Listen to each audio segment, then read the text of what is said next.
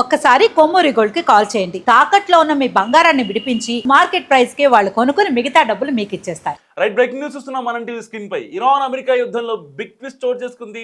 Hormuz జలసంధిలో వేల సంఖ్యలో Siemens పెట్టామంటూ Iran bomb పేల్చింది. ఒక రకంగా ట్రంప్ కు దిమ్మ తిరిగే షాక్ ఇచ్చింది ఇరాన్. ఎక్కడెక్కడ బాంబులు పెట్టారో ఇరాన్ మ్యాప్ కూడా రిలీజ్ చేసింది. సీమైన్స్ అధికంగా ఉన్న ప్రాంతాన్ని డేంజర్ జోన్ గా ప్రకటించింది ఇరాన్. అయితే ఇరాన్ సీమైన్స్ పేలకుండా ఉండాలంటే తన సమీపంలోని లారక్ దీవి దగ్గర నుంచి ప్రయాణించాలని ఇరాన్ సూచించింది. కాల్పుల విరమణ ఒప్పందం కుదిరినప్పటికీ ఇరాన్ ఏమాత్రం తగ్గకపోగా ఇప్పటికీ పూర్తి స్థాయిలో హార్మోజ్ జలసంధిని ఓపెన్ చేయట్లేదు Iran. So Trump ceasefire ప్రకటించాక లెబనాన్ పై ఇజ్రాయెల్ దాడి నేపథ్యంలో హార్మోజ్ను పూర్తిగా మూసేసింది. ఇలాంటి నేపథ్యంలో హార్మోజ్ని త్వరగా ఓపెన్ చేయాలంటూ డొనాల్డ్ ట్రంప్ వార్నింగ్ ఇస్తున్నారు.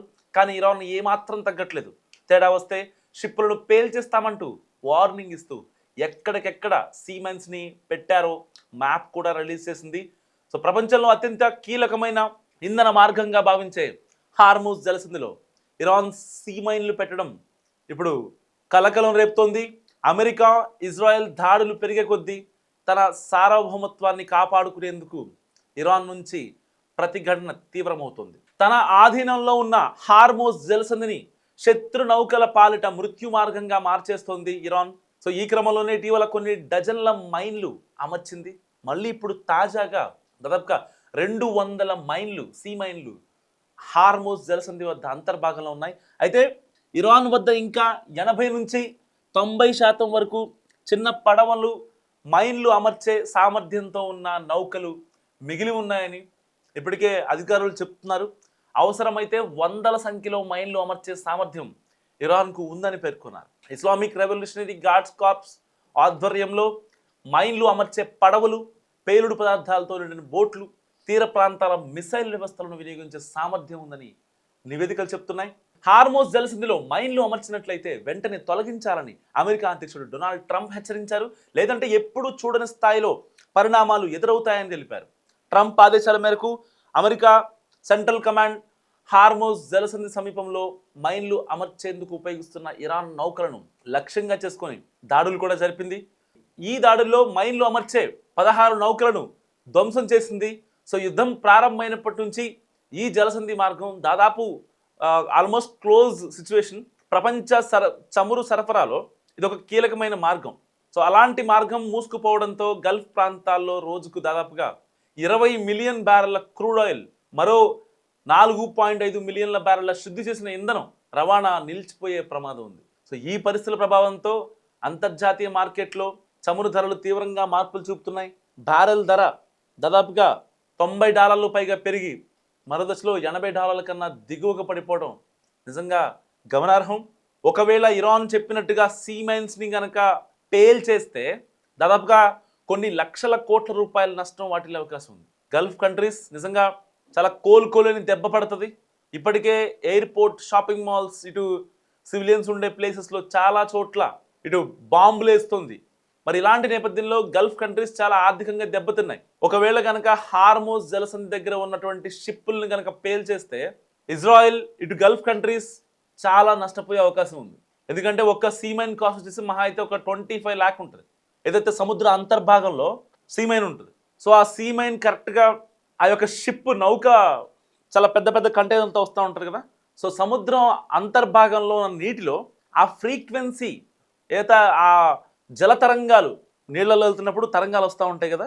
సో షిప్ వెళ్ళే వైబ్రేషన్కి ఆ తరంగాలు వచ్చి సీమైన్ని తాకినా సరే, డైరెక్ట్గా వచ్చి షిప్ తాకక్కర్లేదు, ఆ తరంగాలు తాకినా సరే షిప్ మొత్తం బ్లాస్ట్ అయిపోద్ది.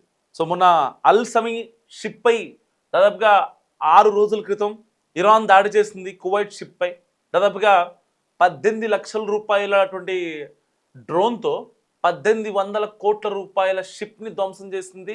దాంట్లో దాదాపుగా 10 మిలియన్ బ్యారెళ్ల చమురు కూడా ఉంది.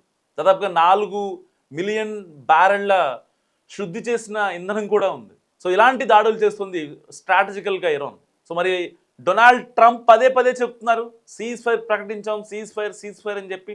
కానీ ఇటు ఇజ్రాయెల్ కావాలనే ఇరాన్పై దాడి చేయకుండా ఇటు లెబనాన్పై దాడి చేసింది. కావాలని అంటే గిల్లికజ్జ పెట్టుకుంటారు కదా, అలాంటి సిచ్యువేషన్ అనమాట. నిజంగా ఇజ్రాయెల్ కనుక లెబనాన్పై 100 స్ట్రైక్స్ 100 ఎయిర్ స్ట్రైక్స్ చేసింది. 1000 మంది చనిపోయారు, 1000 మంది సివిలియన్స్ చనిపోయారు, దాదాపుగా 1500 మంది గాయపడ్డారు. అక్కడికక్కడే స్పాట్లో చనిపోయింది 700 మంది. హాస్పిటల్కి వెళ్ళాక అయితే క్షతగాతుల సంఖ్య ఇంకా మరింత పెరిగింది. ఇంత దారుణమైన సిచ్యువేషన్లో లెబనాన్పై దాడి చేయడం అవసరమా? కేవలం ఇరాన్కి సహకరించింది అని చెప్పి. సో నెతన్యాహుకి నిజంగా ట్రంప్ వెన్నుపోటు పొడిచాడని చెప్పాలి ఒక రకంగా. నెతన్యాహుకి ఇచ్చిన సపోర్ట్ డొనాల్డ్ ట్రంప్ ఏం లేదు. ప్రపంచ దేశాలు అనుకుంటున్నాయి ఇజ్రాయెల్కి అమెరికా డొనాల్డ్ ట్రంప్ గట్టిగా సపోర్ట్ చేస్తున్నారని. ఏం లేదు అక్కడ. నా బొంద టార్గెట్ ఇరాన్ అక్కడ వాడుకుంది నెతన్యాహుని అండ్ ఇజ్రాయెల్ని. ఆ విషయం అక్కడున్న పిచ్చి గొర్రెలకు ఇప్పటికీ అర్థం కాదు.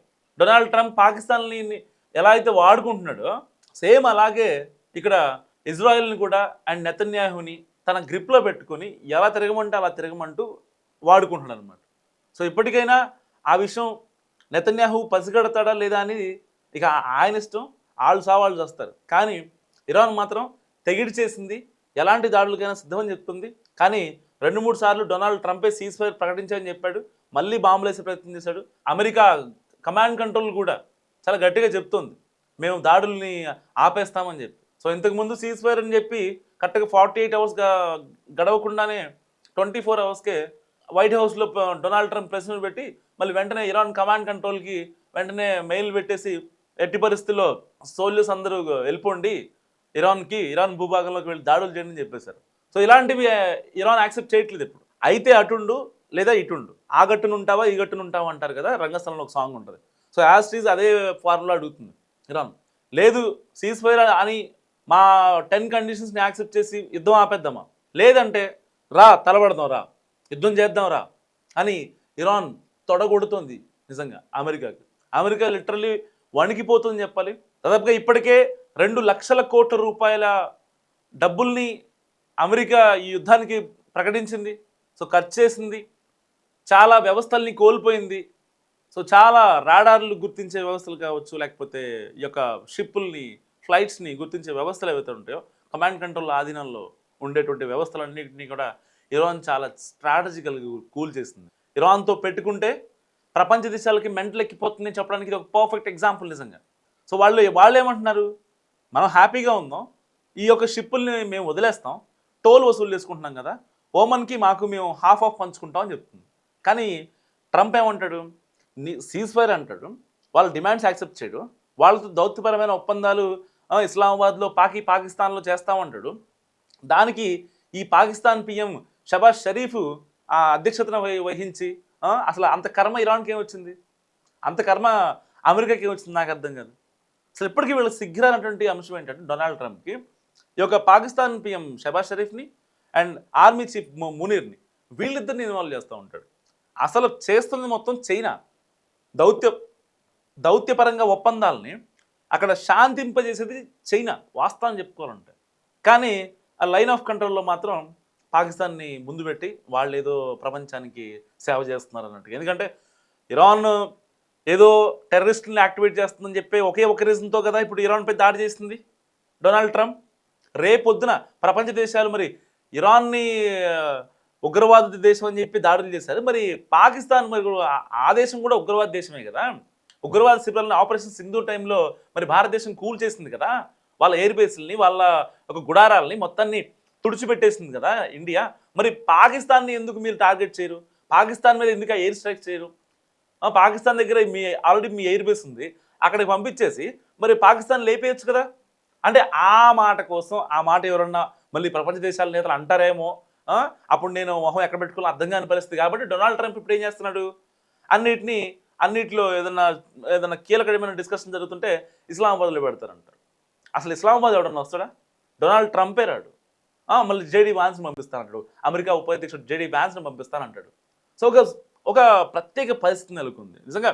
ఒకవేళ కనుక హార్మోజ్ జలసంధి దగ్గర ఉన్నటువంటి షిప్పుల్ని కనుక ఇరాన్ పేల్ చేస్తే నిజంగా ప్రపంచ విధ్వంసకర పరిస్థితి ఏర్పడే అవకాశం ఉందనడంలో ఏమాత్రం సందేహం లేదు.